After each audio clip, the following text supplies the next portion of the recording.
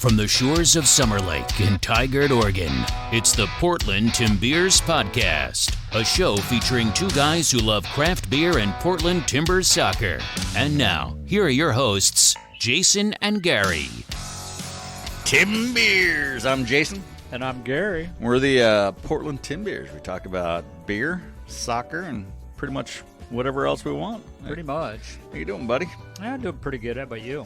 Yeah, living the life. Watching the Timbers lose. As usual. Down 1-0 at half. I guess it's win or die. Or I guess win or draw or die. Right. And since they're losing by a goal, looks like we die. Still a whole nother half, though. They don't look like. Mabiella's wearing a bandage on his head. Zach McGraw just subbed out. Yep. Yeah, there's no more center back. Like, it's just a MASH unit. Chara's in the hospital. Got stomach pain. Not good. Yeah. You can't go into the playoffs and expect to do anything when your team's running on fumes. No, not at all. Jeez. Well, we've got a fairly decent show for you all and kind of set us up for the next few weeks with some upcoming interviews, which I'll hopefully find interesting. So we're going to talk a little bit about homebrewing and what's been going on in the homebrewing world for Gary and I. And then talk a little bit about beer news. Quite a few things happening as of this weekend. Oh, yeah. So talk about those. And then beer Kickstarter. And then do a big setup again for the interviews coming up. So we'll kind of load this out and tease you for hopefully the next coming episodes. Big teaser. So, yeah. So, all right, man. Well, so we've got some beer sitting in front of us. So let's get this bad boy going.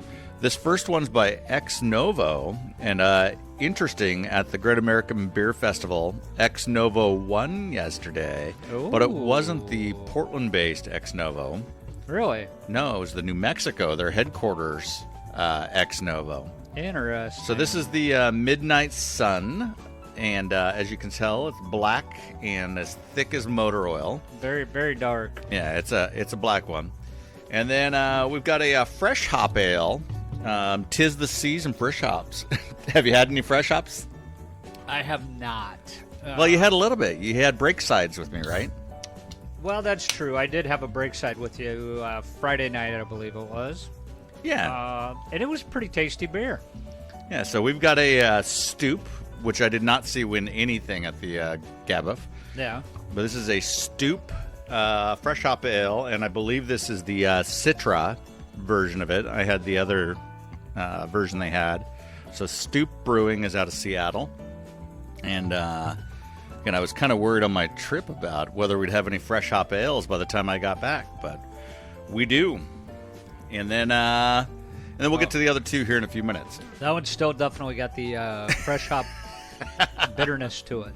Yeah, it's definitely there. Well, we'll take a look. So we'll talk about the beers as we're rolling through this, but what's been up? What's going on homebrew-wise, man? What do you got in the tank? What do you got planned? What are we going to be drinking here coming up? Yeah, there's nothing in the tank currently. I'm on kind of a standby right now. Got notification from a guy on email connection through the brewing equipment that I use. When I first bought it and started brewing on it, had got notification from the owner saying, hey, would you be willing to do workshops on the equipment? Right. And they'll pay you directly. You don't pay anything to me. And then we'll give them a discount on brewing equipment if they go with it. I was like, oh, okay, that's cool. So that was, 7 years ago? Yeah, 7 years ago. So just the other day, I get an email reach out from some guy saying, hey, when's the next time you're doing a brewing session day for me and another person? Right. We would love to come do that. Let us know. So I'm kind of on hold on what I'm brewing till I can get that figured out. But I'll probably brew the coffee beer. So was it just a random guy that reached out, or was it a random guy? Are you listed on their site? I'm listed on Brewha's website. Okay. And he's in Dallas, Oregon. Oh. So he's fairly close, but he's looking at Brewha for their brewing space. So he was going to come up, do a brew day with me, ask me questions about the equipment, everything like that. So I'm still waiting to hear back from him to figure out when I'm going to brew next. What I am probably going to brew, though, is the Guinness coffee beer. Do you have Guinness coffee still? I do. Oh. Yep. I still got, I think, 1 bag for sure, possibly 2 bags to be able to do that with. Wow. All right. Good. Well, I didn't even know you were listed on there. I know we had talked about it, and it's been 7 years. Yeah, so. I'm still listed on there. The only guy in the Portland area, there's another guy way up in Washington, and then there's a couple guys down in California as well, but only guy in Oregon. Wow, that's cool. So you have to let us know when we do that, because yeah, very definitely. Is it an online thing or is it person? No, it's in person. Oh, in okay. person, Wow. yeah. So he's got to come to your place. He would literally come to my house. We would do a full brew day. They'd ask all the questions that they have. I'd answer everything that I could about the equipment, how I use it, how it works for me, if I have any issues, anything along those lines, and then just move on from there. Wow. Interesting. Well, I just poured 2 more beers, dude, so we've got 4 tasters sitting in front of us. Yes. I think you're going to like. Let's sip that third one, dude. Sip the third one. Dark one? Yeah. So that is from our buddies over at Varietal, and this is a it's got a collab. very coffee taste to it, or smell to it. This is Chris's coffee porter. It's called Rise from Your Grave, and it's with Basalt Coffee Roasters, Varietal Brewing. We bought that when we were there at Fresh Hop last year. Yeah, it's got a very strong coffee roast flavor on the front. Yeah. And then it tapers off real mellow. Yeah, this thing looks fantastic. Nice. It's really good.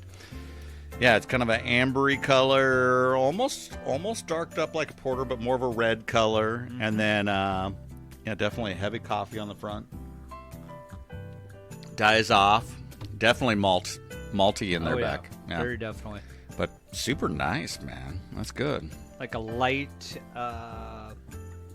cream-colored head to it. Yeah, head retention looks good. 6.5%. Again, Rise from Your Grave. Coffee porter infused with basalt roasters. It's a Guatemalan roast, or a Guatemalan bean. And it looks like it's La Colamenta is the farm, so it looks good. You like my Spanish, don't you? Yeah, it's fantastic. So, that's the way I roll. Well, I've got the Fest beer that I did. So I did a Fest beer for Oktoberfest. It's sitting in the keg. Has been lagering for quite some time. It's been what? 2.5 months? Yeah. Yeah. So it's done and cold. Like true Oktoberfest style. Yeah, it's doing its thing. And taking up all my fridge space. So, like, I got no fridge space. Like, all my beers are in random coolers. And then what else I got? So that'll go. And then that'll go with your... Yeah, I did a spruce tapped Marzen beer this year that we actually sampled it Friday night. So the listeners may not know, or I don't think we talked about it, but we harvested spruce tips back in, like, I think February. And yeah, it was right at the end of February, right when everything was starting to push the new growth out on the spruces. And I think we hit the perfect harvest time for that. We got, what, 5 ounces or 6 ounces or some damn thing for that? Roughly 6 ounces.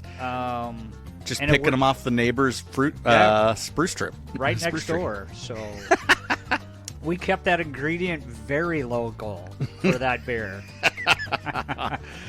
Well, and so the idea is that you were originally going to do like a spruce tip IPA or a spruce tip something. Yeah, and just the beer didn't cooperate when I was brewing it, it was a black IPA that I was going to do that with. And the gravity readings were all over the board. They weren't where they were supposed to, so I didn't want to waste those spruce tips on it and held on to it.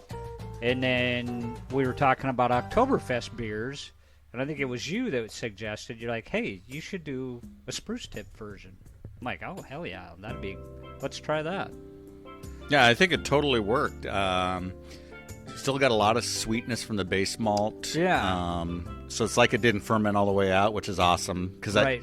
really complements that spruce tip type note to Yeah, it. So. and I was worried that because a lot of people use the spruce tip as a bittering agent.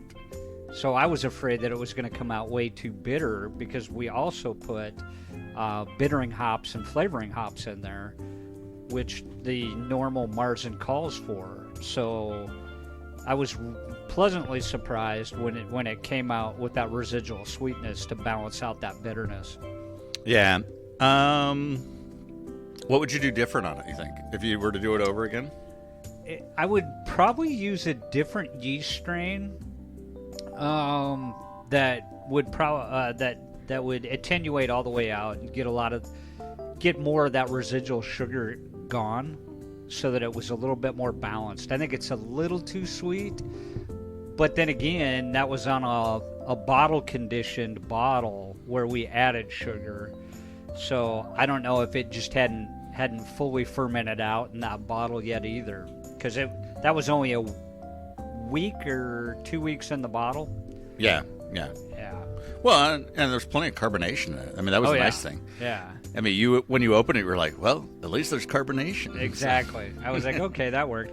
Because I was trying to do the carbonation, the bottle conditioning in a wine fridge, because I wanted to keep it at right around that 50 degrees that yeast strain likes. And I didn't know if I was right at 50, a little over, or way too far under. So it looks like it was right where it needed to be. Sweet. Well, like I said, all I've done is that damn fest beer. So I was just rethinking. So we got back from our trip. So listeners, went on a month-long trip with my wife, did 10 national parks, 2 national monuments, a bunch of states. Drove everywhere. And if you've known me long enough, we're stopping at breweries in each of those states, each of those stopovers. And so didn't make a big deal about the podcast, just sat silent and drank beer and tried beer. And so we're going to do interviews. This is the show teaser. Yeah. Interviews coming up with a lot of places I stopped. And so we're coordinating those interviews, and most of them are set up. And so look for that in future episodes. Now, an additional bit of teaser to that Oh, yeah. is that Jason actually brought back beers from each of those breweries. So we're going to be taste testing the beer while we're doing the interview, which will be kind of nice. Yeah, it'll be kind of wild. So we'll talk a little bit more about what that looks like here towards the end. But really, the setup for that is I get back, and my freezer out in the garage had been dead for many weeks. Who knows how long, right? Yeah, must have been right after I left. Breaker flipped. So go into it, and there's like a spoiled turkey. There's all this crap inside of it. It's terrible. But in it were my collection of hops and yeast. Yeah. Like all my hops and yeast I've been storing. Lost in a there. lot of good stuff. Lost a lot of hops. So all the hops I harvested from last year, Yep. still in there. So now, I haven't been brewing that much lately, but I still like to carry and hang on to a lot of those hops. Yeah. I had experimental in hops from exactly. Yakima Chief. Yeah. Yeah, a bunch of that stuff. So I am in the need of restocking that hop shelf so that I can go back and snag some. I also didn't harvest my hops this year. So, they came on late. It was kind of a weird season for hops. Yeah. And I've noticed in the Fresh Hop Ale Festivals later this year, so I'm kind of wondering if harvest was just late. I think they had to adjust harvest for that. So, so again, I'll restock, and then likely we'll be doing an apple cider. I bought 12 pounds of apples from the local apple farm today. And likely we'll be doing some sort of apple-based type cider that may or may not turn into something else. Are you going to do hard cider, or is this going to be a gravitation towards other things? A little stronger. Yes. All right. Yeah. So, but this will set up the base for that. I mean, 'tis the season, so. So that's probably the thing. I'll get in the fermenter first and let that ferment off real quick, and then I'll probably jump into a set like a big heavy stout or something like that. So, but again, I don't want to do 5 gallons of a big heavy stout. So the idea is, how do I do something a little bit more drinkable and roll with it? So. Well, the beauty of that is you've got a 5-gallon fermenter. You could do 2.5 gallons of a really big heavy stout. Yeah, I could. Yeah, but again, we'll see how that goes. Like, I'll do something. But anyways, that's the brew scene. That's what we're doing. And then next year, so Summer Lake Soccer, teaser for that. I'm really trying to get in shape. I've been doing a pretty good job with the workout scene, but trying to get back in shape and move towards playing soccer starting in March. And then I figured then we can get our brew schedule, because then I can actually start bringing some of that beer to Summer Lake Soccer. Yep, and start very true. Because I was like, what changed? We were brewing like all the time. Yeah.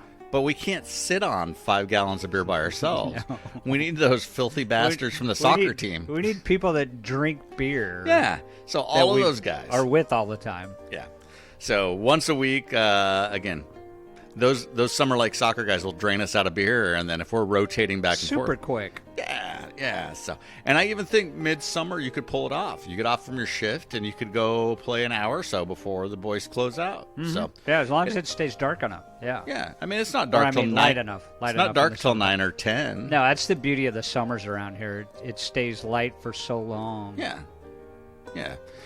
All right. Well, so we talked about beer number 1, which was Kill the Sun by Ex Novo. Very, very, very strong. Very. Strongest of the lot that we've got. Yeah. It's sitting at 11.8%. And thank God we've got a pint to split between us. I've got a question on that one. Yeah. Is it a barrel-aged rendition? Because as it warms up, you can definitely start to taste the barrel aging on it. Yeah. Where when it was cold, you didn't notice it as much. And I don't know which barrel this is. I think this is just the straightforward Kill the Sun. Mm-hmm. But they've got definitely all the other ones. And they've got the ones with the mushrooms in it and all the other funky adjuncts. But this is just a straightforward Kill the Sun. Yeah, and it tastes like it was probably bourbon barrel, if I had to guess. Yeah, it definitely tastes bourbon barrel on it. And then we are drinking Stoup's Fresh Hop Fiend. Fiend is... There's a couple different varieties of this out. And like I said, I believe this is the Citra version. Oh, this is the Simcoe version. Ooh, Simcoe. So this is Simcoe. So where is Stoup out of? Seattle, Washington. Okay. So, a.k.a. Shittle. So, and, oh, by the way, Shittle didn't make the playoffs for the first time in club history. Club history. We're not going to make the playoffs. Well, no, we probably won't either. But that's a shocker that they didn't. Yeah. Well, they just won Champions League for the first time. Like, no MLS teams. Go from there to not making playoffs. Yeah. Well, they didn't even have a shot. They didn't even get to do the play-in. So. No. And then Beer 3, Varietal and Basalt Coffee Roasters collab called Rise From Your Grave, a coffee porter. Again, sitting at 6.5%. And the final beer. So this is a special beer brewed for the Siletz Bay Music Festival. It's 10%. It's a collab with Beechcrest and Pelican Brewing. Okay. This is called a coastal collaboration. Word to listeners. If you go out and you buy the beers that we just talked about, do not do the one with the basalt coffee and then drink the Pelican one right afterwards. you just get slapped right in the face with some pretty weird flavors that you're not expecting. Yeah, it's crazy, man. Like, so this is a triple cold IPA. So this is interesting. I'm really starting to see this verbiage thrown around a lot lately with cold IPAs, and I don't know. Maybe the listeners know what that is. Maybe they don't. What is cold hopping or cold IPAs? Yeah. Well, again, you see dry hopped, wet hopped, like just all this. We should do a future episode. We'll have a discussion about what the hopping crap is. So many different ways to hop your beer now. And there's all these different breweries doing cutting-edge stuff on how to contain or how to retain the hop flavor and what it does for the beer without losing a lot of volume on the beer, which it's really interesting, some of the stuff they're coming up with to do that. So this says Pelican's second release in the Coastal Collaboration makes its way south to Highway 101. And so they partnered with Beechcrest Brewing, and they took on a cold IPA, but they wanted to be big. So their R&D brewers, Scott Moore over at Pelican, worked with Beechcrest brewers Matt White to create a perfect beer for sipping on the Siletz Bay. And they found this is that perfect deal. So they have a mix of Huell Melon, Idaho Gem, Nelson Sauvin hops to be the triple IPA part. It's got hints of gooseberry and white grapes, and then a refined malt profile. And then 100% of this beer, the proceeds to it, go to the Siletz Bay Music Festival in Lincoln County. So pretty interesting. So now that description, with my crappy palate, I'm getting 0 part of the malt. But I am definitely tasting the heat of the alcohol right at the end. Yeah, it definitely's got a heavy grain bill on it. So hence the triple. And then I get the white grape right on the very end. Right. So yeah. Yeah, that's an interesting beer. It's kind of fun to pull out a collab, and again, pretty rare bottle. They didn't do a lot of these. So right. But cool. All right. Well, let's switch over to beer news. We interrupt our program to bring you a special broadcast. All right, beer news. So, big weekend, dude. So, we just happen to be recording on the weekend where a lot of shit's happening. Oh, a lot. So, Great American Beer Festival started on the 6th of October and finished up. I watched the award ceremony, which was about an hour and 40 minutes. And a bunch of notable Oregon breweries won. A bunch of notable Washington breweries won. Oregon and Washington did pretty well. But I would say it was interesting, and I haven't watched many Brewfest awards before from GBF, but there were a lot of other breweries that were recognized.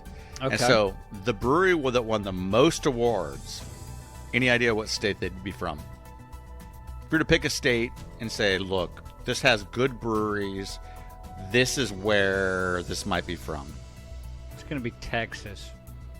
Okay, so I'd probably pick Colorado. I'd probably pick Oregon, Washington, something like that. Maybe even like Boston or some like Sam Adams. Just because of their history, right? Yeah. So this was the most awards, flat out, was North Park Beer Company out of San Diego. No kidding.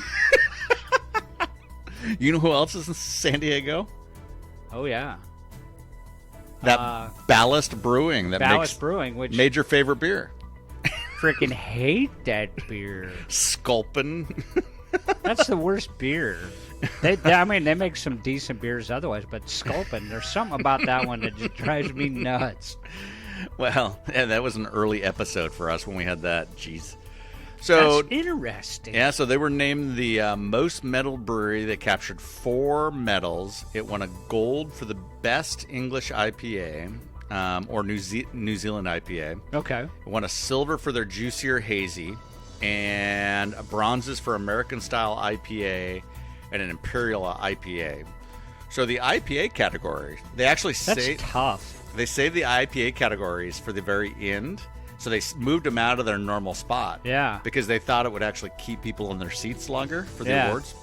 That IPA is probably one of the most engaged styles when it comes to the festivals. Yeah, and I don't know. There's just tons of them. I don't know what the breakdown was, but but roughly there were 400 entries for the standard IPA category. That's insane. And then there were sub-variants of IPA. There was 10 of those. So, and then some of the other categories, they were saying hazy IPA, same thing. It was like 300 entries into that. Versus if you went to the specialty beer or the mixed culture Brett beer, or even the Pilsners, they were sitting at the mixed culture stuff was 34 entries. Yeah. The German style Pilsners was more 150 to 180. Yeah. But yeah, the IPA category, if you won in that, 100 plus. I mean, your beer is phenomenal. Absolutely. If you're winning that category. Well, so here's the Oregon breweries. So there were a few golds. Oregon did pretty well from the gold categories. Little Beast Brewing out of Clackamas. They used to be over in Beaverton. Yeah. They really specialize in sours. Yeah. And I got to tell you, the Oregon contingent killed the sour category. Really? Oh, yeah. Yeah. I mean, there were some one-offs like the Gosa category and some of that some others did. But hands down, the sour category was Oregon and Washington. They killed it. And you look at the interviews that we've done on the podcast with people that do sours and mixed culture as well as wild cultures. There's a lot of little or smaller breweries out here that we have that have done that. Then you've got who was it that we did on the coast? DeGard. Oh, DeGard, yeah. Huge. And a lot of people use DeGard as an inspiration for what they do on a lot of their sours and wild culture. So it's pretty impressive. It is. I mean, I guess, so they didn't do GABA for a couple of years, right? Because of COVID and all that. So that's the first time it was back. And there were a crap ton of beers. There were over 2,000 beers that were at GABA that you could try. Yeah. 500 breweries were there. There were 10,000 plus beers judged at the event. Right? But then you started looking at the breweries, and then you started looking at the entries and all that type of stuff. Yeah. It's just a small sample of the breweries that are out there. I'd love to get a hold of DeGard and say, did you enter? Why didn't you enter? Probably didn't. But there's a bunch of folks that didn't enter or that should have entered when you thought Cascade Barrel House. Did Art and the Flyboy, did they enter? They should have entered. Who knows? I mean, they created the sour beer thing here in The Oregon. funny thing is that I'm noticing is there's breweries out there that have brewers, head brewers at least, that their big thing is competitions. Right. And they want to have all the medals hanging up in the brewery and the bar and everything that they're selling. And then you've got breweries that they just don't give a shit. No, they don't. Because they're brewing beers that they don't feel fit in a category.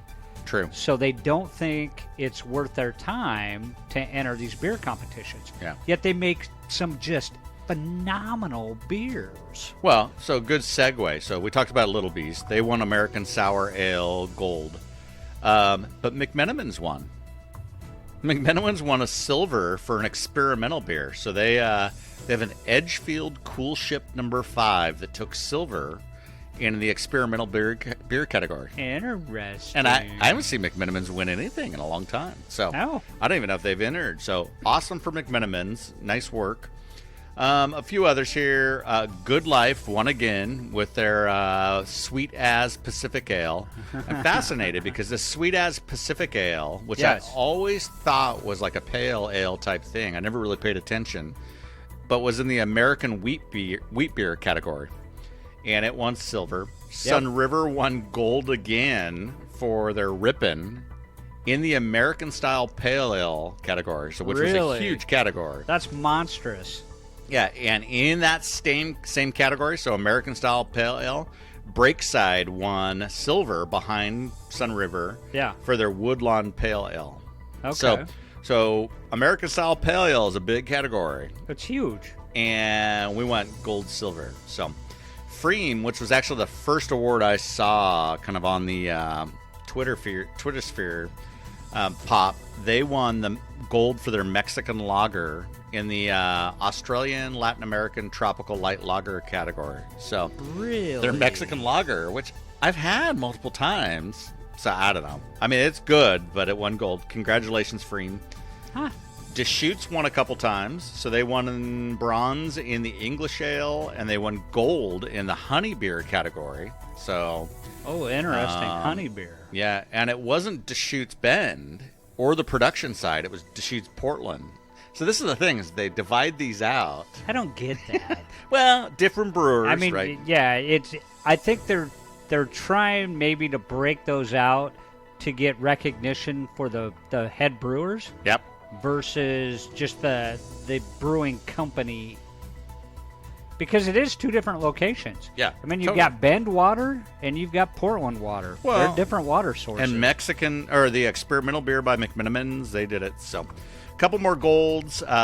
Great Notion, which I think is fantastic. I had a Great Notion fresh hop beer the other day, Magnetic West, unbelievable. But they won gold for a historical beer category for their Phoenix. It'd be interesting to try to find. Breakside also won a specialty beer category.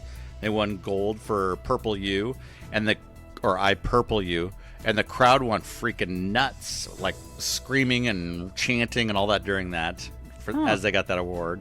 No idea why. And then 10 Barrel, their Bend pub, won gold for something called Gin Indulgence. So I'm guessing it was a gin barrel aged something. Okay. For a specialty Berliner Weiss. Oh. Interesting, because remember, this happened before. Breakside got silver in that same category for their Breakside Passion Fruit Sour Ale. Mm-hmm. So, anyways, Breakside looks like they took three or four awards home too. Yeah. So I don't know how they were kind of like not recognized as tops, but they were. It might have been the higher medaling. Could be. That's the only thing I can think of. And back to that I Purple U with people going nuts. Yeah. Maybe it's a lupus thing. I know lupus recognition is one of their colors is purple, so could be. Maybe they brewed it for that purpose. I don't know. Yeah. Well, so shout out to Oregon City Brewing. Oregon City Brewing got a specialty Berliner Weiss. So we actually took the category. 10 Barrel got Gin Indulgence, gold. Breakside got silver, Breakside Passion Fruit Sour. And then Oregon City Brewing took bronze for Coming to Fruition. So we went 1, 2, 3 in that category. Gotcha. And then Deschutes in the wood and barrel aged. Yeah. Won silver for something called the Sensationinator. And then Cold Fire got wooden barrel aged sour beer. They got silver for the Genevieve. So, anyways, interesting stuff. Oh, and shout out Von Ebert, silver for German style Pilsner, which to me I think is one of the hardest categories because that's the cleanest beer, so there can be no flaws. You cannot screw anything up in that category. Yeah. It's got zero room for any type of flaw. Yeah, I mean, shout out to those guys, phenomenal. And then shout out to the state of Washington again. So Varietal, which we love. We love Chris Baum. We love those guys over there at Varietal in Sunnyside. If you're ever in that area, check them out. So Baum and the team got silver for a beer called Hyperion. Category, fresh hop beer. Really? Yeah. So they took silver for all fresh hops. And so the head of the Brewers Association was like, this is my favorite category. And then boom, Baum got silver. So that was good. And what I'd like to point out about that is fresh hop. That's a tough category. One, just because the time limitation. that you have for the submission. In order for that to be considered fresh hopped, the timeline is so small that you literally have to almost brew that beer on site of where you're gonna submit it for your category. Well, I mean, think it's about nuts. this. So the submission time for these awards is, who knows, probably 2 weeks ahead of before this thing, maybe. Exactly. And you still got to have your beer hold up. So yeah, big shout out to that. I mean, Number that's one in that nuts. category also went to a Washington brewery out of Okay. Spokane, Washington. Again, Central Washington is the hop capital, man. Awesome fresh hop stuff coming out of there for obvious reasons. But Spokane is up in the plains, northeastern corner. Yeah. And this little brewery up in the northeastern corner took it. So They had to do some finagling to get those hops yeah, into it'd the beer. be interesting to hear that story. Yeah. Because it was Perry Street Brewing out of Spokane, Washington. So hats off to those guys. Other notables in here, Icicle up in Leavenworth took silver for the juicy and hazy pale ale category. Chuckanut took gold for their light lager. Rubens took a gold for their old ale, strong or barley wine. Okay. Three Rise Men instead of the three Wise Men. Pumpkin beer, which we've had, and we've actually had this. Gold to Elysian for their Night Owl, which we've had. So there's a lot of pumpkin beers in that category. Gold to Wander Brewing, Resonate Brewing. Let's see who else is up here. And Colsham Brewing out of Bellingham for their brown porter. So again, pretty cool stuff. And then I would say shout out to your Wyoming team, man. Wyoming took 2 medals home, 2 bronzes. And Blacktooth Brewing, which we hope to have on the podcast coming up here in a few weeks, took bronze with their 13-14. And then I forgot about Snake River. I was at Snake River Brewing. I didn't bring any of their stuff home. Yeah. They're out of Jackson, and they actually had bronze for their Spear Gun Coffee Stout. So interesting. yeah, and so I need to add them onto the list of folks that are there. And then also we'll have these guys on Zion Brewing out of Zion there. Burnt Mountain Brewing, Burnt Mountain Brown won silver at this thing as well. So anyways, interesting stuff. So quick thing to point out on the Wyoming beers too. Yeah. The Blacktooth brewery that took that medal was in Sheridan. Yeah. Not the Casper version. Not the Casper. Yeah, no, it was the Sheridan version. Sheridan, that took yeah. that. Yeah, so go visit them, snag the 13-14. So sounds like it's a bottle aged, or a bottle that they have. You're probably not going to find that one on tap. Occasionally you can find it on tap. It's a rarity though. Yeah. Well, so huge thing on this GBF. I know most of the beer guys know about GBF, beer gals know about GBF. But again, it's 400,000 square feet of nothing but beer every single year. 10,000 beers, over 2,000 breweries show up to this thing. There's samples, there's beer stuff, there's just crazy stuff. They're estimating that the economic impact of the GBF to the Denver area is like $15.2 million just for the 3 days or 2 days that it's at. So it's a huge, huge thing for the Denver area. High stress thing for all of the breweries involved up to that point, and then it's just a big party afterwards. Yeah, and they suspect that 40,000 people actually come into town for this thing and circulate it. So it's a lot of people. Cool. A lot of people drinking beer. So yeah. All right. Well, also this weekend was the Fresh Hop Ale Festival. Listeners, you'll remember we went to it last year. It's Had a blast. Phenomenal event. Yeah. So 10-8 were the awards. I've reached out to the Fresh Hop Ale Festival looking for the awards list. I believe Varietal took an award, if not Best of Show. So I did see Tyler over at Bale Breaker. He's got his award hung up in Baker City, like front and center. I was like, I was there for that. That's cool. So, yeah, that's cool. Kind of cool. Again, trying to get Tyler and crew on so we can talk a little bit about their beers. I brought you Brown. a collab home. So Really? Yeah, so it's a beer number 153 between Gigantic and Barley Browns. Yes, I took that home on Friday night. Yeah. So, and again, they hadn't released them yet. They were just shipping them when I went through and got them. And I bought their last case that they had at that point. So this will be kind of fun. So the really interesting thing I'm thinking through that is if they held a case back there, I'm thinking it was the low numbers that they held back. Yeah. Everything else they shipped. Yeah. So we got the low number bottles. We got low number bottles. That's my story, and I'm sticking Which to is it. either good or bad. I don't know. Right? So, well, looking forward to trying that one when one of us dares to open it. So I brought one for you, Will, Tim, and I. So there's 4 guys that are going to try and hold out the longest on trying to open that beer. I'm going to put it in the back of my beer fridge behind the keg and forget about it. So, right next to that Blue Heron from Portland Brewing. Right next to the Blue Heron. Super old beer. So, what else here we got? We got the Fresh Hop Beer Run, dude. So there's the Greatest Beer Run, the movie, which we'll talk about in a second, but the Fresh Hop Beer Run. And so this is a big deal. Interesting story. All over the deal. So yep. Alaska Airlines teamed up with Bale Breaker to get Maui. Now Maui doesn't grow hops. Like they don't have hops over in Hawaii. They don't have them at all. So they need to buy from the Yakima area or Willamette Valley. But in this case, they buy from Yakima Chief.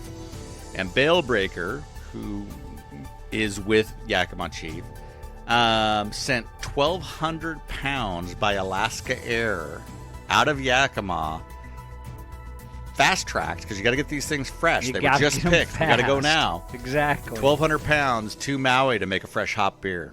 That's impressive. Yeah. I mean that's beer people watching out for beer people, but that's also hop growers looking out for beer people. And hop growers looking out for themselves, right? Well, sure, but I mean, to get Maui Brewing hops fast enough to be considered a fresh hop beer, yeah. That's impressive. I agree. It'd be even better if Alaska Brewing, who's isolated up in Juneau, got fresh hops. If they from would this have got brew. it, yeah, that'd be great. And then it'd be even better. They served that beer on Alaska Airlines flights. Oh, 100%. Well, it's funny. When I originally saw this story, I saw Alaska and Bale Breaker and hops. And I'm like, holy crap, I gotta go fly if they're doing fresh hop beers from Bale Breaker on Alaska Airlines. But it turns out they were doing it. I mean, this whole thing to get Maui a bunch of hops, right? Which is cool, right? So, and then a good segue. There's a new movie out, and it's called The Greatest Beer Run. Have you ever heard of The Greatest Beer Run? Never. So when I say Greatest Beer Run, what are you thinking? I'm thinking Cannonball Run. Yeah. But with beer. And when I saw this, I was like, oh, I'm thinking like a marathon with like beers every mile. Oh, geez. Which would be a disaster. That would be a disaster. But it'd be fun. Your body would crap out after about mile 1.5. Well, this is even better. So let's take a listen. Here's a 3-minute clip about the Greatest Beer Run movie. Our next guest risked it all to bring beer to his buddies fighting in Vietnam. His adventure, the inspiration behind a new movie. Hey, you're embarrassing yourself and you're embarrassing your family. Do these protesters not know that our soldiers see that on TV? I'd like to go over to Vietnam, track down all the boys in the neighborhood, and give them a beer. I could do that. Do what? Bring him beer. He's not serious. He's hammered. Look at him. The man's stone sober. That's his 5th beer, maybe. Tops. I'm going to Vietnam, and I'm bringing him beer. Joining us now, Marine Corps veteran and author of The Greatest Beer Run Ever, Chicky Donahue. Chicky, thank you so much for being here. Is that how it happened? Was it just, hey, I want to show my support by bringing my buddies a beer? Yeah, essentially, that's how it was. It was a great suggestion, and the bartender actually asked me for my seaman's papers. He wanted to go and do it, but it was impossible for him to get there on my seaman's papers. In other words, get on a ship and get there. So I volunteered for it. I was doing nothing, and it sounded like the right thing to do. So you had seaman's papers, which means you could get on a military vessel, and you what did you do? Fill a duffel bag with beer, and how did you know where to find them? Well, I had their military addresses. A military address doesn't go by geographical, like a town or a state or a county or whatever. It's just the units. So I had to find out where the units were at that time when I was in Vietnam. And once you reach them, we're looking at photos right now of you with your buddies delivering a beer. What was their reaction in a combat zone to see their friend from their town with a beer? Well, the initial reaction was shock. The second reaction was I must have had some kind of job there in Vietnam. And the third final reaction was, wow, you really came all this way just to give us a beer? So, yeah, that was what the suggestion was, and I volunteered, so here I am. How much beer did you bring? Well, I have to confess, I brought maybe 2-3 cases, but it was a long trip. It was 31 days on an old Victory ship from the Panama Canal just across the Pacific. So I drank almost all of the beer before I got there. At least you're an honest man. By the way, I want to play a little bit more of the trailer of the greatest beer run ever. Take a look. Take a watch. No chance you have a ship heading to Vietnam. 1,700 hours. Tonight? It's not going to be easy. But I'm going to show them that this country is still behind them. You're going to get yourself killed over there. It's like you said. Everyone's doing something. I'm doing nothing. Smuggling beer into a war zone. That's not the smartest thing I've ever heard of. It's certainly not the worst either. Amazing. Exit question, what kind of beer did you deliver? It was a mixture, a whole bunch of them. Pabst was there, Schaefer was there, Schlitz was there, Budweiser was there, Miller was there, a whole bunch of them. They didn't care. Take just your pick. American beer. Just American beer. Chicky Donahue, you're a patriot. Congratulations on the movie, and thanks for being with us this morning. There it is. Okay. The greatest beer run, dude. So the guy said that trip was how long by ship? I don't know, like, what did he say? A week or 2 weeks? Like 30 plus days or something, right? And he said he only took 2 or 3 cases. And he drank most of that beer on the trip. Well, a case is 24, so that's 2 beers a day roughly. Maybe 2.5. What did he show up with? A 6-pack? I mean, I got to applaud the guy for the effort. That's amazing. But A for effort. You show up with just a 6-pack to your buddies, they're gonna light you up. Well, and they show you. He's like going because all of his buddies are spread all over Vietnam. They're not together. So and so it takes him a while to get to these other locations. That's insane. So I'm sure he showed up with some sort of Vietnamese beer. Hey, props to the guy for just doing it. That's freaking amazing. Well, I thought you'd enjoy it. So, movie currently released, just came out, and take a look at it. I mean, Greatest Gary and I are veterans. Beer run ever. We're veterans, so we're sympathetic to that veteran cause, and we certainly like beer. So, well, and that's something it's almost unfathomable how you're going to get your hands on that when you're in a combat zone. Yeah. Yeah, just to get a cold beer or even a beer that you can cool down would be unbelievable, especially what the boys saw in Vietnam. I mean, let alone beer that's going to bring back memories of you and your buddies back home. Yeah, totally. All right, that's the end of beer news, dude. So, a little bit there, a little extended beer news, but again, good recap of kind of what's going on. I guess the other piece on the beer news that should have went in that is what's going on with the Holiday Ale Festival. Like, it's been gone for a couple of years due to COVID. Well, yeah, COVID. Now the question is, did COVID kill it?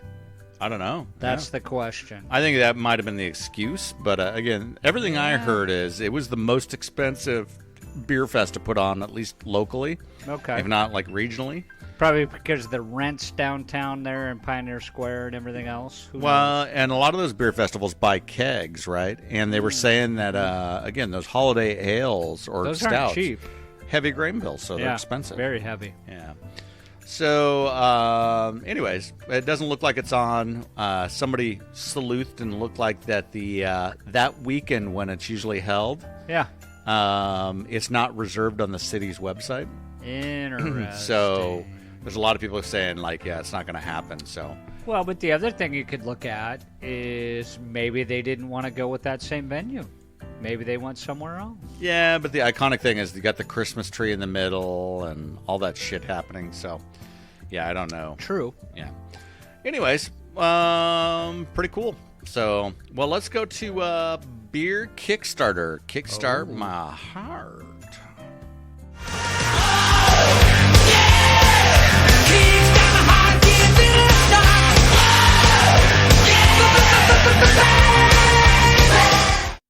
All right. Those are strong beers, dude. Strong beers. Especially those two fuckers. he's pointing to the... Mine just keep magically filling up somehow. It's like a never-ending beer. Well, I think they're mostly empty. This one, the 10% one's got a little bit left, but it's warm now, so I'm not sure. I'll save that for you. Yeah. All right, beer Kickstarter. This is our opportunity to talk about beer Kickstarter campaigns, fundraising, things like that. We've got 2 Kickstarter campaigns we thought we would cover. And the first is a microbrewery. And so this is called the Rusty Bus Brewing. They have currently $326 raised for a $20,000 goal. Where 4 are backers. They out of Maine, so the northeast there. So that would explain the Rusty Bus. Yeah, so they're currently under construction in Lewiston, Maine, and they want to join Maine's amazing craft beer scene. They're looking. We have invested over $86,000 of our own funds, but they need a little bit more, so they're hoping to get $20,000 more. And this will provide them allow them to open the tap room, licensing fees, furnishing the tap room, operating capital, and brewing supplies. So again, they've got $320 of 20,000, 28 days left to go. $10, no pledges too small. You really don't get anything. $25, you get a sticker and a pint glass. I do not need any more pint glasses. You don't? No. You've got to purge. Yeah, we're purging. For $150, I can get 2 stickers and 2 pint glasses. Don't need that. That just doubles your problem. $500 gets me a T-shirt, a pint glass, and a sticker. And $1,000 you get to brew with the brewer and a private tour. So, yeah, there you go. So if you've never brewed before, that might be worth it right there. Yeah, I'm in a pro-am type thing, so that's kind of cool. Very definitely. So, well, look these guys up, Lewiston, Maine, Rusty Bus Brewing, on Kickstarter. They are looking for a little bit of money, and they could use your help. So, and then the second one we've got here is Rainier, a beer odyssey. So we're fans of the beer. Rainier. Yeah. Any Longmire fans out there? Yeah, a little Rainier. So this is a deal, and they want to help us restore hours and hours of classic Rainier beer TV ads and outtakes and make a landmark feature-length independent documentary. For anybody that remembers the old Rainier beer commercials, they're priceless. Well, they are absolutely priceless. So our logo is a ripoff, of the Rainier. It is. Yes, it is. So. Yeah. And then our original intro was a ripoff of the Rainier beer commercial. Yeah. Yeah, so, I mean... We love those guys. I may just have to donate because we owe money for posterity's sake, so... anyways, well, let's see what we get here. So, $10, you get to fund it yourself, Bob. I don't even know what that means. $25, you get become an R head. You become a Rainier head. Ooh. So I'm sure you get your names on the credit of the film. There you go. That's fantastic. $35, you get Fresh Gordon. You get 2 decal stickers and probably your name in the credits, I'm guessing. Thick Fresh, a decal sticker, a matching patch, plus your name in the credits. Okay. Senior Quenches, original movie logo T-shirts. How much is that? $60. Okay. $60 for a T-shirt. We're still in the affordables. I would roll. Right. $75, a bottle herder. You get a limited pack a pack of 8 limited edition postcards featuring never-been-seen images captured directly from the original motion picture film. You get, for $125, 8-man, take your Armin membership to the next level with this official head cap. So you get a head cap. So you get a bunch of stuff. They got a ton of categories, man. What's their big one? Their big one's $10,000. And it's all gone, right? Executive producer credit, special access to preview cuts, and 3 posters signed by essentially the team. Huh.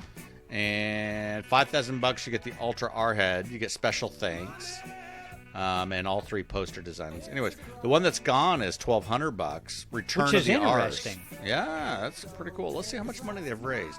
So they've got $50,000 of the $75,000.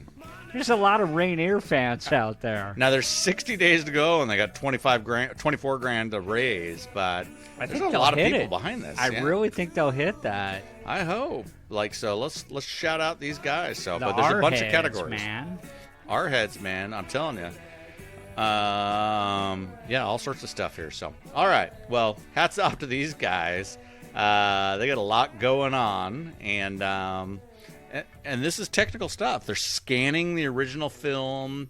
They're doing edits. They're restoring the film. They kind of take you through on this Kickstarter thing what the original looked like and how they restore it and all that type of stuff. Yeah. So there's a bunch of stuff going on here, and it looks like this team's is up for the task. So there you go. Fantastic. Yeah, pretty cool. Well, check out Kickstarter. Again, look at Rusty Bus Brewing and this Rainier beer documentary. Rainier. Oh, yeah. Beautiful. Beer. There's beer Kickstarter. All right, we're back. How's your beers doing, dude? You know, it's really interesting to taste these beers after they've warmed up. They get a little more potent. Oh, they do. They open definitely up. get a little more potent. Yeah. Well, so let's talk. Again, we talked about visit a bunch of national parks, a bunch of states. Yep. So we have reached out, and we're going to call you out right now. Mount Rushmore Brewing, Blacktooth Brewing. Yep, out of Sheridan and Casper, Wyoming. Gruner Brothers Brewing. Who else? Barley Browns, and I'm walking them through it in my head. Ketos Brewing out of Utah, Zion and Moab Brewing out of Utah, New Belgium Brewing. So New Belgium, yep. Had a wonderful Fort time Collins, in New Belgium. Colorado. Yeah. And then we'll just walk it back up. Great Basin Brewing out of Nevada. So that's the Reno, Tahoe area. Had an unbelievable stout from them. And that essentially, I think, captures most of it now. So we're arranging breweries with each of those on this road trip. And the idea is that I collected beers along the way, some of which I drink a lot of. Yeah. Some of which I drink a lot of in their places. Yep. And then I saved a bottle of something. So I've got a couple different things from each of those breweries. Okay. And the idea is to record the interview, talking to the brewers or talking to the owners and kind of just seeing what's going on with the brewery. Allow them drinking space. their beers. Absolutely. Yeah. So that's the theory there. That's what we've got planned. I think Mount Rushmore Brewing might be the first. And I'm hoping Blacktooth or Gruner Brothers might pair well with those. Mm-hmm. I've only not heard from a couple people. So, but outside of that, there's about 10 of these interviews I think we can close out on, and that will be, I think, fairly interesting to those that are actually visiting some of these national parks. Yeah. So, yeah. Cool. So that's what we've got planned. It's been a while since we recorded, which happens, but this has been an especially light year. We'll jump back on it. You know, when life gives you the opportunities that you and Debbie had, you've got to take it. I mean, it's you don't ignore being able to take an entire month off of the stresses of work, everyday life, and be able to travel around the country and see all the national parks, national monuments, everything else, and just fully decompress from the everyday rigors of life. Yeah. I mean, if people got that chance, they'd do it. Amazing trip. That's why we see all these people at our national parks that are foreigners. Well, we talked a little bit about that. There were more foreigners at our national parks than I saw American citizens. Like, we interacted with... Now, we're off-season because a lot of our people are in schools and not vacationing. Sure. But a lot of French, Russian, Ukrainian, all sorts of folks like that. And it's great. We've got amazing national parks. Yep. I mean, Great Basin National Park, which most people have never heard of, or Capitol Reef National Park, which most people have never heard of, are unbelievable and not packed. Like if you go to Zion or you go to the Grand Canyon or something like that, it's packed. And these were not, and it was beautiful, equally beautiful to what we saw. But each one's got just some amazing story to tell, and is slightly different. And so what we tried to do was intertwine beer into our national park experience. Yeah, which I think is awesome. Which was, it was amazing. I mean, it had a wonderful Outlaw Stout sitting under the stars in the darkest place of the United States. Yeah. Just amazing. And if we've got any really young listeners on here, young meaning, in the 21 to 30 range. Yeah. This kind of experience you probably have never even thought about doing. You probably don't even know about all the national parks because, unfortunately, they stopped teaching about them. But it's things that most people take they're like, you know what? It's in the U.S. I'll get to it, and then they never do. Yep. And once you do, it will literally change your life. Yeah, unbelievable experience. I was blessed to be able to do it, and you guys will get some rewards out of this with hopefully some great interviews featuring some amazing breweries along the way in amazing places. Shout out. I guess we'll see each other next at the Portland Timbeers Oktoberfest. So by invitation only can you come to the Timbeers Oktoberfest. Very exclusive event. 10 gallons of beer. And once it's gone, everybody's out. Gone. Yeah. And it's specially brewed just for this event. Yeah, so it should be good. Got the keg lines all fixed up today, and so I think we're dialed in. Got the bratwurst, got about 5 pounds of bratwursts. Here would be the interesting thing. Yeah. Have we ever had a listener show up?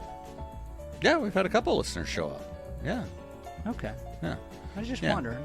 Yeah, we've had a few. So usually it's family and friends, and by invite only because we're afraid we'll run out of beer right off the bat. Yeah, so. well, yeah. Yeah. I mean, only 10 gallons of beer. Yeah, I think this year's will be about 30 people. So I think a little lighter than years past, but it'll be fun. Well attended. Load of fun. And you got the Beer Olympics. So massive. Beer Olympics are impressive. Competitive deal. Yes. And you know what? Eric Pedersen and his wife, they've owned the thing the last 3 years. Dominated. Yeah, so, absolutely dominated. Like the year we thought Eric was knocked off last year, who wins? His wife. Yeah, totally dominated. What the hell? So somebody's got to unseat that duo. Somebody. Because that's crap. I don't understand how they do it. Well, it came down. I introduced a new event to try to dice it up a little bit, and they had it dialed in. And she gets it. It's a shooting event where you shoot a chicken, and she. Well, it is. Didn't even Pedersen. hesitate. Yeah, I mean, well, guy likes to shoot, so. Yeah, but his wife, apparently, she likes to shoot too. She just got down in the prone position in the middle of the night and just nailed out the chicken from 50 yards. So, yeah, all right. Well, there it is. All right. Well, look for us in a couple weeks. We'll have probably reviews of the Oktoberfest party debacle. I'm sure that's what it'll be called. It will be. We likely will have interviews with the Rushmore Brewing and some others from the trip. And then I'm thinking we need to start gathering pumpkin beers for a Halloween event towards the end of the month. So yeah. it's that time of year. Yes. And I don't want to get stuck like we did that one year with Jamie Goldberg with like 10 she pumpkin no-showed beers. us. Yeah. So. Yeah. But I do think we yeah. should pull 3 or 4 of those bad boys and potentially set a mic up in the middle of the room, invite 2 or 3 listeners to sit and drink pumpkin beers with us. You know, it'd be even more impressive Yeah. to do a Halloween podcast Yeah? with people that are walking through the neighborhood, and the parents test that beer and tell us what they think. Yeah, I think that'll be interesting, but given my position in the neighborhood, we might want to be careful with that. Oh, yeah. I'm not running for mayor, but that certainly doesn't absolve me from everything that I've got my damn hands in. diplomacy thing. Always getting in the way. But I'm not opposed to it. So I think it's a great idea. But I do think, and Black Widow's getting ready to come out, so we got to figure out when that's coming out. Like Pixie and I thought about just sitting outside, handing beers out to the parents as they come by for trick-or-treating. Well, Debbie and I and Caleb and Sasha and a bunch of people sat outside last year by the fire, and that's actually where we handed out candy the last 2 years. Right. Because it was so nice. So, Yep. And again, if the weather's nice, that's what we're doing. But It's holding up for the first part of October, whether Well, it the does way that for the last part. well, the I way don't things are know. going, it's not going to be 40 and rainy. It's going to No. be 80. Hopefully it'll be and- nice. yeah. Hopefully it'll be Well, nice. Yep. We need rain, dude. It's kind of smoggy. We do. But all right, well, we're sitting at plenty of time here, an hour and 6 minutes with no real guests. Perfect. We'll see you in a week or two. Timbeers. Timbeers. Thanks for listening to the Portland Timbeers Podcast. Be sure to visit the Portland Timbeers Podcast on acast.com to join the conversation, access the show notes, and discover our fantastic bonus content. If you love the Timbeers Podcast, we'd love for you to subscribe, rate, and give a review on iTunes. Until next time, Timbeers.